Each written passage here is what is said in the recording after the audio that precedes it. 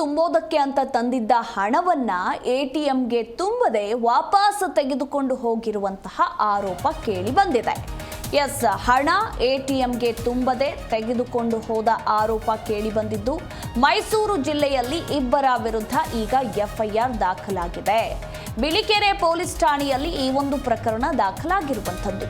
ಹಣ ಬ್ಯಾಗ್ನಲ್ಲಿ ತುಂಬಿಕೊಂಡು ಹೋದ ದೃಶ್ಯ ಕೂಡ ಸೆರೆಯಾಗಿದೆಯಂತೆ. ಎಸ್, ಟಿಎಲ್ ಎಂಟರ್ಪ್ರೈಸಸ್ನಲ್ಲಿ ಕೆಲಸ ಮಾಡ್ತಾ ಇದ್ದ ಅಕ್ಷಯ್ ಎಟಿಎಂಗೆ ಹಣ ತುಂಬುವ ಏಜೆನ್ಸಿ ಪಡೆದಿದ್ದ ಟಿಎಲ್ ಎಂಟರ್ಪ್ರೈಸಸ್. ಇನ್ನು ಅಲ್ಲಿ ಕೆಲಸ ಮಾಡ್ತಾ ಇದ್ದಂತಹ ಅಕ್ಷಯ್ ಮೈಸೂರು ಜಿಲ್ಲೆಯ ಒಟ್ಟು 16 ಎಟಿಎಂಗಳಿಗೆ ಈತ ಹಣವನ್ನು ತುಂಬ್ತಾ ಇದ್ದ. ಕಂಪನಿ ಪರವಾಗಿ ಹೋಗಿ ಈತ ಹಣವನ್ನ ತುಂಬುವ ಕೆಲಸವನ್ನ ಮಾಡ್ತಾ ಇದ್ದ. ಇನ್ನು ಕಂಪನಿ ಆಡಿಟ್ ಮಾಡಿದಾಗ ಹಣದಲ್ಲಿ ವ್ಯತ್ಯಾಸ ಕಂಡು ಬಂದಿದೆ. Cash loading ATM CC camera ಪರಿಶೀಲನೆ ನಡೆಸಿದಾಗ ಹಣವನ್ನ ಬ್ಯಾಗ್ನಲ್ಲಿ ತುಂಬಿಕೊಂಡು ಹೋಗಿರುವಂತಹ ದೃಶ್ಯ ಸೆರೆಯಾಗಿದೆ. ಅಕ್ಷಯ್ ಎಟಿಎಂಗೆ ಹಣ ಹಾಕದೆ ಬ್ಯಾಗ್ನಲ್ಲಿ ತುಂಬಿಕೊಂಡು ಹೋದಂತಹ ದೃಶ್ಯ ಸೆರೆಯಾಗಿರುವಂಥದ್ದು. ಸದ್ಯಕ್ಕೆ ಈಗ ಇಬ್ಬರ ವಿರುದ್ಧ ಎಫ್ಐಆರ್ ಕೂಡ ದಾಖಲಾಗಿದೆ ಅನ್ನೋದರ ಕುರಿತು ಮಾಹಿತಿ ಇರುವಂಥದ್ದು. ಎಸ್, ಇನ್ನು ಹೆಚ್ಚಿನ ಡೀಟೇಲ್ಸ್ ಅನ್ನು ಕೊಡಲಿದ್ದಾರೆ ನಮ್ಮ ಪ್ರತಿನಿಧಿ ಸುರೇಶ್. ಹಣವನ್ನ ಎಟಿಎಂಗೆ ತುಂಬದೆ ಹಾಗೆ ವಾಪಸ್ ಬ್ಯಾಗ್ಗೆ ತುಂಬಿಕೊಂಡು ಹೋಗಿರುವಂತಹ ಆರೋಪ ಕೇಳಿ ಬಂದಿದೆ. CCTV ಫುಟೇಜಸ್ಗಳು ಕೂಡ ಇವೆ ಅಂತ ಹೇಳಲಾಗ್ತಾ ಇರುವಂಥದ್ದು. ಇಬ್ಬರ ವಿರುದ್ಧ ಎಫ್ಐಆರ್, ಯಾರ್ಯಾರ ವಿರುದ್ಧ? ಅಂಡ್ ಅಕ್ಷಯ್ ಕಳೆದ ಸಾಕಷ್ಟು ವರ್ಷಗಳಿಂದ ಕೆಲಸ ಮಾಡ್ತಿದ್ದ ಅಂತ ಕೂಡ ಹೇಳಲಾಗ್ತಾ ಇದೆ. ಈ ಬಗ್ಗೆ ಹೆಚ್ಚಿನ ಡೀಟೇಲ್ಸ್. ಖಂಡಿತವಾಗ್ಲೂ ಮಧು, ಅಂದ್ರೆ ಪ್ರಮುಖವಾಗಿ ಕ್ಯಾಶ್ ಲೋಡಿಂಗ್ ಅನ್ನ ಮಾಡ್ಬೇಕಾಗಿದ್ದಂತ ಅಕ್ಷಯ್ ಈಗಾಗಲೇ ಆ ದುಡ್ಡಲ್ಲಿ ಚಿನ್ನವನ್ನ ಖರೀದಿಯನ್ನ ಮಾಡಿದ್ದಾರೆ ತನ್ನ ಸ್ನೇಹಿತರೊಂದಿಗೆ.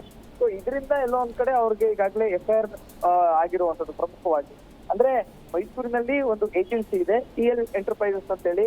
ಮೈಸೂರು ಜಿಲ್ಲೆಯ ಒಟ್ಟು 16 ಎಟಿಎಂ ಗಳಿಗೆ ಹಣ ತುಂಬುವಂತ ಕೆಲಸ ಈ ಕಂಪ್ನಿಯಿಂದಾನೇ ಆಗುತ್ತೆ. ಸೊ ಈ ಕಂಪ್ನಿಯ ಒಂದು ಪರವಾಗಿ ಅಕ್ಷಯ್ ಅವರು ಕೂಡ ಕ್ಯಾಶ್ ಲೋಡಿಂಗ್ ಅನ್ನ ಮಾಡ್ತಾರೆ. ಪ್ರಮುಖವಾಗಿ ಯಾವುದೇ ಒಂದು ಎಟಿಎಂಗೆ ಹಣ ತುಂಬುವಂತ ಕೆಲಸವನ್ನು ಕೂಡ ಮಾಡ್ತಾರೆ. ಆದ್ರೆ ಈಗ ಅಕ್ಷಯ್ ಮತ್ತೆ ಅವರ ಸ್ನೇಹಿತೆಯಾಗಿರುವಂತ ತೇಜಸ್ವಿನಿ ಅವರ ವಿರುದ್ಧ ಈಗಾಗಲೇ ಎಫ್ಐಆರ್ ಕೂಡ ದಾಖಲಾಗಿರೋದು ಮೈಸೂರಿನ ಬಿಳಿಕೆರೆ ಪೊಲೀಸ್ ಠಾಣೆಯಲ್ಲಿ. ಯಾಕೆಂತಂದ್ರೆ ಪ್ರಮುಖವಾಗಿ 5 ಲಕ್ಷ ಅಮೌಂಟ್ ಏನಿತ್ತು, ಈ ಒಂದು 5,80,000 ಹಣವನ್ನ ಪ್ರಮುಖವಾಗಿ ಎಟಿಎಂಗೆ ಲೋಡ್ ಮಾಡ್ಬೇಕಾಗಿರುತ್ತೆ. ಆದ್ರೆ ಲೋಡ್ ಮಾಡುವಂತ ಒಂದು ಸಂದರ್ಭದಲ್ಲಿ ಹಣವನ್ನ ಮಿಸ್ಯೂಸ್ ಮಾಡ್ಕೊಂಡಿದ್ದಾರೆ ಅನ್ನೋ ಒಂದು ಆರೋಪ ಕೇಳಿ ಬಂದಿರುವಂತದ್ದು. ಇದು ಗೊತ್ತಾಗುವಂತದ್ದು ಪ್ರಮುಖವಾಗಿ ಕಂಪನಿಯ ಒಂದು ಆಡಿಟ್ ಮಾಡುವಂತ ಸಂದರ್ಭದಲ್ಲಿ ಈ ಹಣ ದುರುಪಯೋಗ ಆಗಿದೆ ಅಂತ ಹೇಳಿ ಗೊತ್ತಾಗುತ್ತೆ. ಈ ಒಂದು ದುರುಪಯೋಗದ ಒಂದು ವಿಚಾರ ಏನಾಗುತ್ತೆ, ಅದು ಗೊತ್ತಾದ ನಂತರದಲ್ಲಿ ಅವರ ಒಂದು ವಿಚಾರ ಏನ್ ಮಾಡಿದ್ದಾರೆ ಅಂತ ಹೇಳಿದಾಗ ಪ್ರಾಥಮಿಕವಾಗಿ ಚಿನ್ನವನ್ನ ಖರೀದಿ ಮಾಡಿದ್ದಾರೆ ಅಂತ ಹೇಳಿ ಕೂಡ ಗೊತ್ತಾಗುವಂತದ್ದು. ಚಿನ್ನ ಖರೀದಿ ಮಾಡಿದ ನಂತರದಲ್ಲಿ ಪ್ರಮುಖವಾಗಿ CCTVಯನ್ನ ಹಚ್ತಾರೆ. ಅಲ್ಲಿ ಅವರ ಸ್ನೇಹಿತೆ ಮತ್ತೆ ಒಂದು ಸುಳ್ಳು ಕೂಡ ಗೊತ್ತಾಗುತ್ತೆ.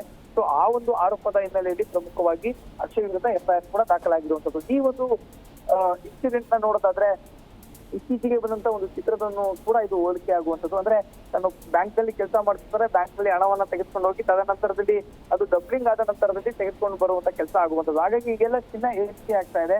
ಪ್ರಮುಖವಾಗಿ ಚಿನ್ನವನ್ನ ಈ ರೀತಿಯಾಗಿ ಏನಾದ್ರು ಡಬ್ಲಿಂಗ್ ಅಂದ್ರೆ ಹೆಚ್ಚಿನಕ್ಕೆ ಮಾರಿ ನಾನು ತದನಂತರ ತೆಗೆದುಕೊಳ್ಳುವಂತ ಕೆಲಸಕ್ಕೆ ಏನಾದ್ರು ಮುಂದಾದ್ರ ಅನ್ನೋ ಪ್ರಶ್ನೆಗಳು ಕೂಡ ಕಾಡ್ತಿರುವಂತದ್ದು. ಸದ್ಯಕ್ಕೆ ಈಗ ದೂರು ದಾಖಲಾಗಿದೆ, ವಿಚಾರಣೆಯನ್ನು ಕೂಡ ನಡೆಸಿರುವಂತದ್ದು. ಮಧು. Yes, thank you. ನಿಮ್ಮೆಲ್ಲ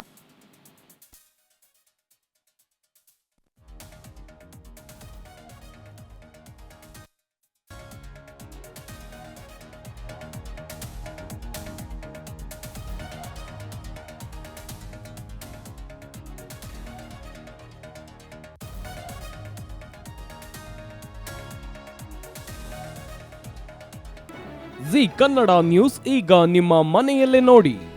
ಎಲ್ಲ ಕೇಬಲ್ಗಳಲ್ಲಿ ಈಗ ಲಭ್ಯ.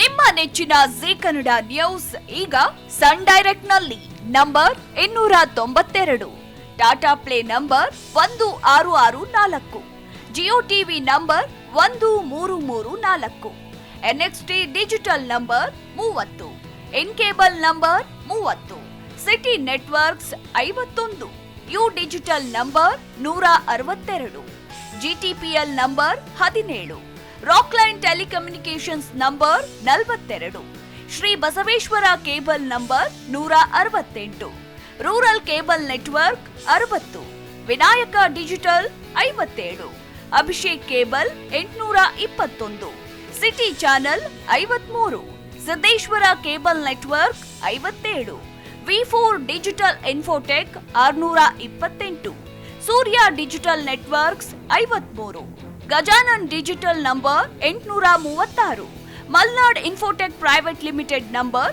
56, Metrocast number 830, victory digital number 167ರಲ್ಲಿ ನೋಡಿ ಆನಂದಿಸಿ.